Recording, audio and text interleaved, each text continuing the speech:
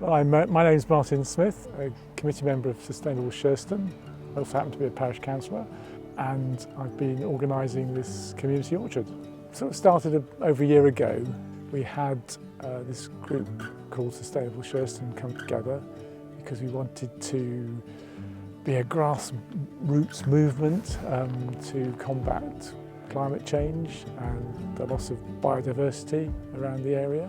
And one of the first projects that we came up with was a community orchard, because trees are great, they sequester carbon from the atmosphere. Also an orchard would be a wonderful area to sort of relax in the spring, the summer. So obviously the main problem was, where do we put the community orchard?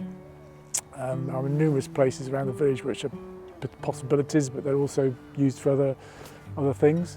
Some months ago we had an approach from the village hall committee, and they suggested that we look at this village hall field where we are today to see whether we could locate it here.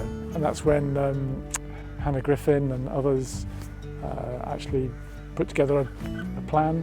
One of our members, Ben Smee, then applied for some money from the area board, which thankfully we got.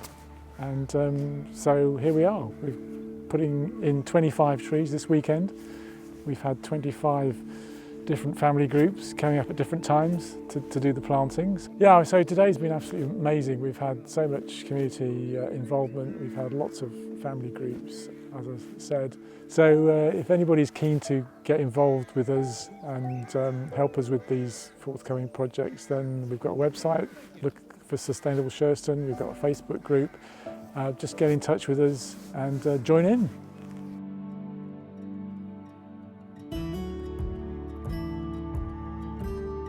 My name's Hannah Griffin, and I got together with some other people in the community in January last year to set up Sustainable Sherston. And I work as a landscape architect, so I help to design the orchard. Orchards are fantastic for biodiversity. Fruit trees are a fantastic habitat for insects, birds, provide food. And because fruit trees age more quickly than other trees like oaks, they get to the point where they support a wide range of biodiversity more quickly. On the UK Biodiversity Action Plan, they're a priority habitat.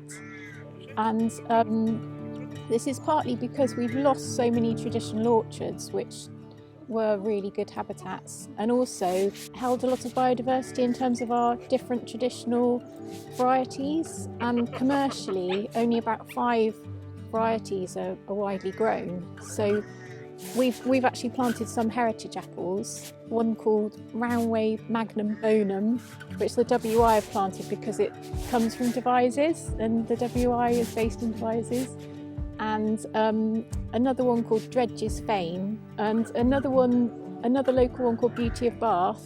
So these are all really old apples, a couple of 100-year-old varieties, and every tree is different in this orchard.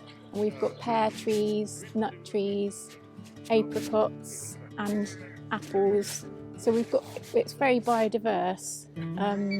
So it should be a really good habitat, as well as providing some local food, which I think would be really sort of enjoyable for people as well.